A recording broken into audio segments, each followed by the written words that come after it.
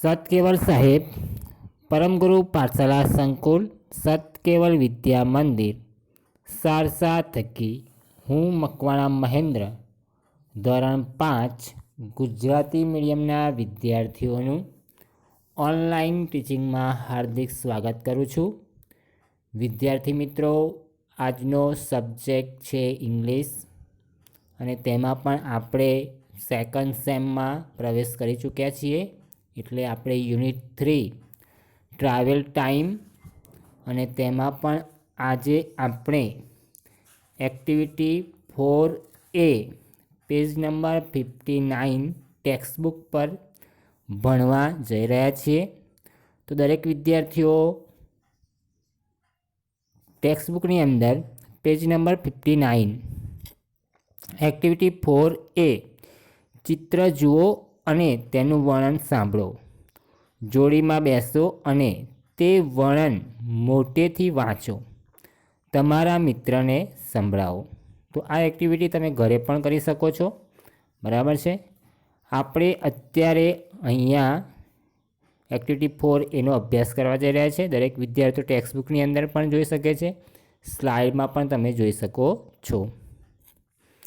અને ખાસ ધ્યાન આપવાનું છે, કારણ કે આને આધારે તમારે ખાલી જગ્યા, ક્વેશ્ચન આન્સર, ટ્રુ ફોલ્સ કે બીજા અન્ય પ્રશ્નો કે એક્ટિવિટી તમારી કરવાની થશે, જેથી કરીને તમે સારી રીતે આનો અભ્યાસ કરજો. ઘરે 2 થી 3 વખત કે વધારે ટાઈમ તેનો તમે અભ્યાસ કરી શકો છો. તેને 3 થી 4 વખત રીડ કરશો એટલે તમને વાંચવામાં પણ અનુકૂળતા રહેશે અને question answer, true false, fill in the blanks એ બધું લખવામાં અનુકૂળતા રહેશે. વધારે સમય ન બગાડતા આપણે એક્ટિવિટી 4A એનું આપણે રીડિંગ કરીશું અને સમજવાનો પ્રયત્ન કરીશું. Look at this picture. Picture એટલે ચિત્ર. આ ચિત્ર તરફ જુઓ. There is the seashore. Seashore એટલે દરિયા કિનારો. તે દરિયા કિનારો છે, એટલે કે આ પિક્ચર દરિયા કિનારાનું છે. નેહાબેન ઇઝ ગોલુઝ મધર. નેહાબેન ગોલુના માતાજી છે, એટલે કે મધર છે.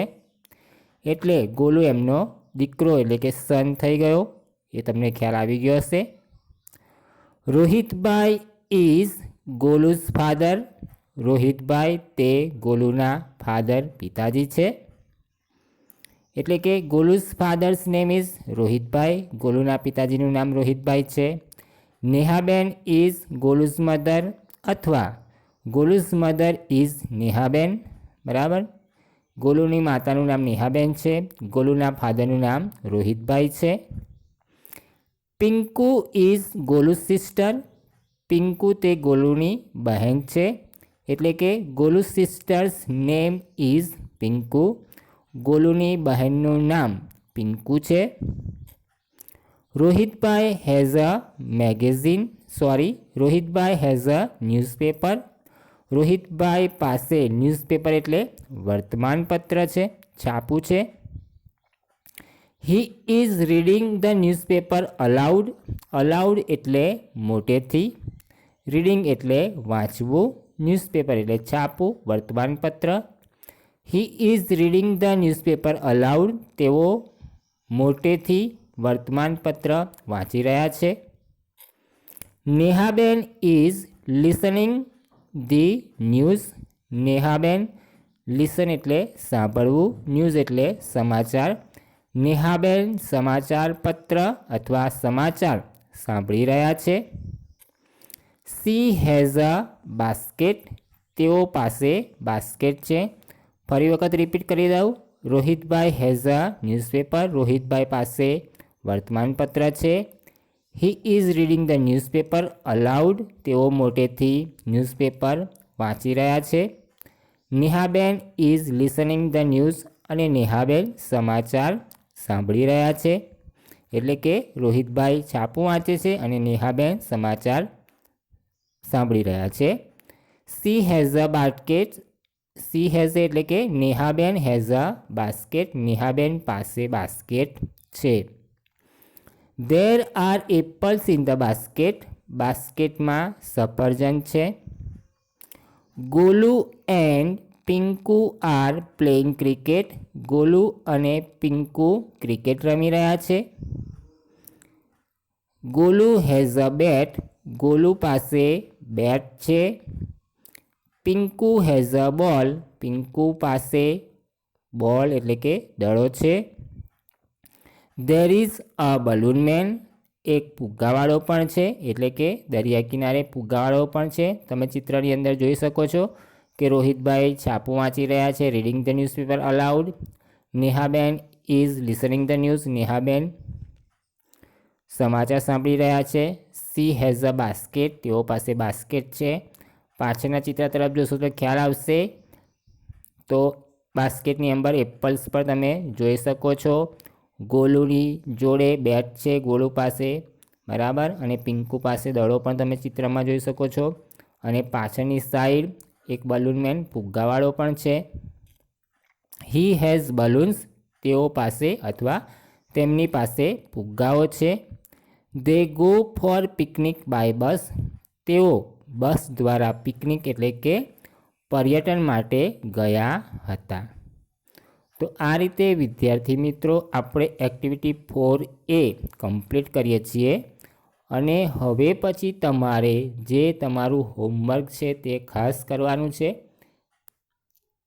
તે તમે જોઈ શકો છો આપણે અહીંયા એક્ટિવિટી 4A થી લઈને G સુધી કરવાની છે, બરાબર છે. જોડીમાં કામ કરો. એક્ટિવિટી 4A વાંચો. કોની પાસે શું છે તે શોધીને તમારે જાતે લખવાનું છે. ફોર એક્ઝામ્પલ અહીંયા છે પિંકુઝ મધર હેઝ. તો આપણે વાંચ્યું તે પ્રમાણે Pinku's mother has a basket. પિંકુની માતા પાસે બાસ્કેટ છે. Pinku's father has a newspaper. પિંકુના પિતાજી પાસે ન્યૂઝપેપર છે એટલે કે અ ન્યૂઝપેપર લખીશું. Nehaben's daughter has. નેહાબેનની ડોટર કોણ હતું? તો પિંકુ હતી. અને પિંકુ જોડે શું આવશે? નેહાબેન્સ ડોટર હેઝ અ બોલ. નેહાબેનની ડોટર એટલે દીકરી પાસે દડો છે. રોહિતભાઈ સન. રોહિતભાઈનો સન કોણ? તો ગોલુ. રોહિતભાઈ સન હેઝ અ બેટ. રોહિતભાઈના દીકરા પાસે બેટ છે, બરાબર છે. તો આ રીતે આપણે એક્ટિવિટી 4B પણ કમ્પ્લીટ કરીએ છીએ, જેનું તમને બધાને ખ્યાલ આવી ગયો હશે. એના પછી એક્ટિવિટી 4C. નીચે આપેલા શબ્દો એક્ટિવિટી 4Aમાં કેટલી વાર આવ્યા છે ગણો અને લખો. આ એક્ટિવિટી વિદ્યાર્થીઓએ જાતે કરવાની છે. આપણે એક્ટિવિટી 4Aમાં જેટલા પણ has, is, mother, Golu's, there, Pinku, C અને આર જે પણ શબ્દોનો ગમે તેટલી વખત એટલે કે એ તમારે કાઉન્ટ કરીને ગણીને લખવાના છે કે ભાઈ ધેર કેટલી વખત આવ્યું, પિંકુ શબ્દનો ઉલ્લેખ કેટલી વખત થયો છે, સીનો કેટલી વખત ઉલ્લેખ થયો છે, આરનો કેટલી વખત ઉલ્લેખ થયો છે. એ પ્રમાણે તમારે કાઉન્ટ કરીને લખવાના છે. આ એક્ટિવિટી તમારે જાતે કરવાની છે. અને તેવી જ બીજી એક્ટિવિટી 4D. નીચે આપેલા વર્ણથી શરૂ થતા અક્ષરો એક્ટિવિટી 4Aમાંથી શોધો, લખો અને નવા ઉમેરો. એટલે કે બી પર તમે જોશો તો બેટ, બોલ. તેના પછી સી છે તો સી પર કયો શબ્દ આવ્યો હતો? તો સી પરનો શબ્દ તમારે લખવાનો છે, બરાબર છે. સી પછી એસ, ટી પર શબ્દ આવેલો હોય તો, આઈ પર આવેલો હોય તો અને એન પર આવેલો હોય તો. જો આવેલા હોય એટલા લખવાના અને તદુપરાંત બીજા પણ તમારે એડ કરવાના છે, નવા ઉમેરવાના છે. તો આ એક્ટિવિટી વિદ્યાર્થીઓ જાતે ઘરે કરશે, બરાબર છે. આ તમારું હોમવર્ક છે. ત્યારબાદ આપણે એક્ટિવિટી 4E સમૂહમાં કામ કરો. એક્ટિવિટી 4Aના આધારે પ્રશ્નોના જવાબ લખો. એ તમારે જાતે લખવાના છે. અત્યારે હું જવાબ તો આપું છું, તેમ છતાં તમારે આ કાર્ય કરવાનું છે. હુ હેઝ અ બેટ? કોની પાસે બેટ છે? આપણે ભણી ગયા તેમ હુની જગ્યાએ ખાલી નામ લખવાનું છે. નામનો પહેલો અક્ષર કેપિટલ. જવાબ આપતી વખતે વાક્યના અંતે પૂર્ણવિરામ આવશે. Golu has a bat. Golu પાસે બેટ છે. Second question, who is Golu's mother?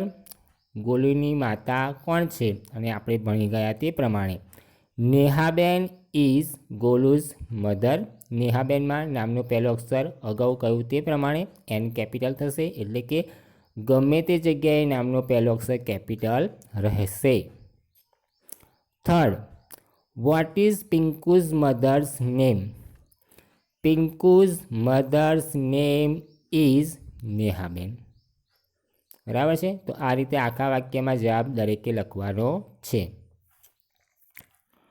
Is Pinku Golu's cousin? શું પિંકુ ગોલુનું પિતરાઈ બહેન છે? તો જવાબ આવશે no. No, Pinku is not Golu's cousin. Pinku તે ગોલુનું પિતરાઈ બહેન નથી. નો લખતા એન કેપિટલ, નો પછી અલ્પવિરામ. No, Pinku is not, is પછી નોટ મૂકવામાં આવશે. ગોલુઝ કઝિન, છેલ્લે વાક્યને અંતે પૂર્ણવિરામ. Fifth question, who has a newspaper? કોની પાસે વર્તમાનપત્ર છે? અને આપણે જોયું તે પ્રમાણે રોહિતભાઈ હેઝ અ ન્યૂઝપેપર. રોહિતભાઈ પાસે ન્યૂઝપેપર છે. Six question, where is Pinku's family? Pinku's family ક્યાં છે? આખા વાક્યમાં જવાબ લખીશું. Pinku's family is at the seashore. પિંકુની ફેમિલી સીશોર એટલે કે દરિયા કિનારે છે. Seventh, is there a balloon man at the seashore?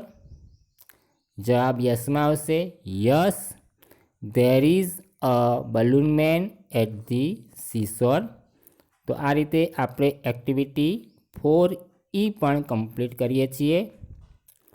અને આ એક્ટિવિટી તમારે ઘરે સારા અક્ષરે ટેક્સ્ટબુકની અંદર લખવાની છે.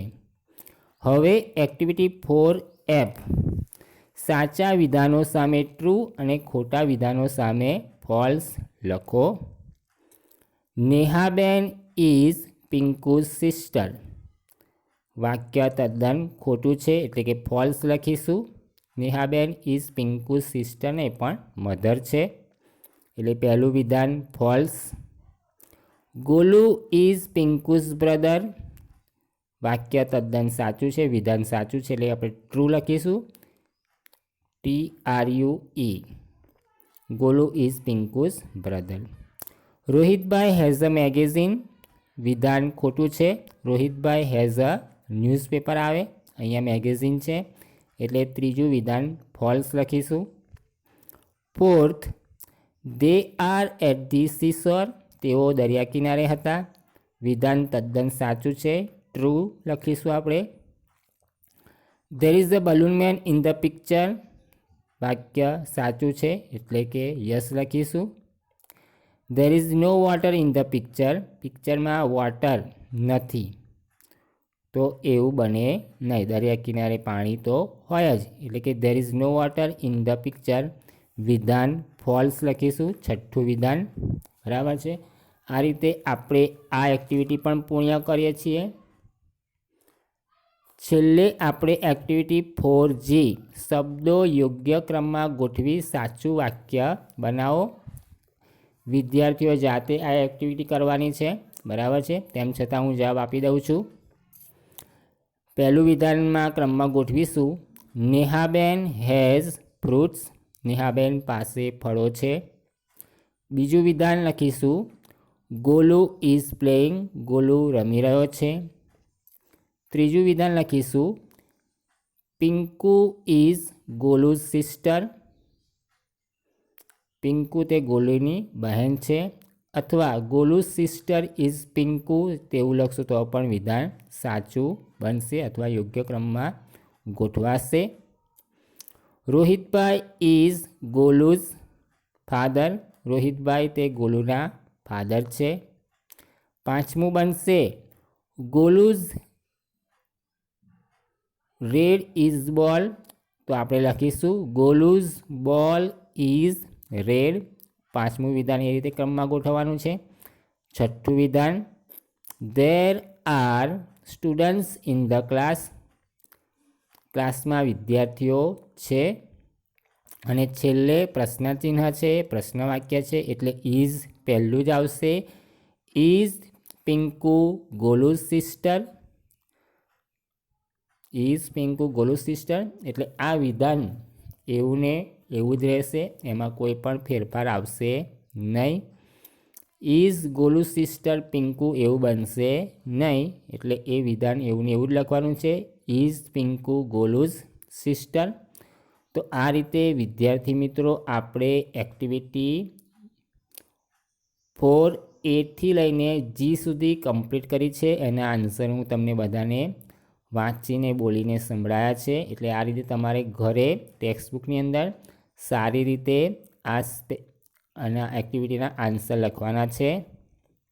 અને 1-2 વખત તમારે આ એક્ટિવિટી દરેક રીડ કરવાની છે. તમારું હોમવર્ક છે એટલે તમે ખાસ ધ્યાન આપી દેશો. યુનિટ 3 ટ્રાવેલ ટાઈમ ધ્યાનથી 3 કે 4 વખત વાંચવાનું છે. એક્ટિવિટી 4A વાંચન કરવાનું છે તથા જાતે જવાબ લખવાના છે. ટૂંકમાં તમારે એક્ટિવિટી 4A થી લઈને G સુધીની એક્ટિવિટી સંપૂર્ણ જાતે ઘરે કરવાની છે. વધારે સમય ન બગાડતા ફરી મળીશું આ જ રીતે નવા યુનિટ સાથે, નવી એક્ટિવિટી સાથે. ત્યાં સુધી સર્વને મારા સત કેવલ સાહેબ.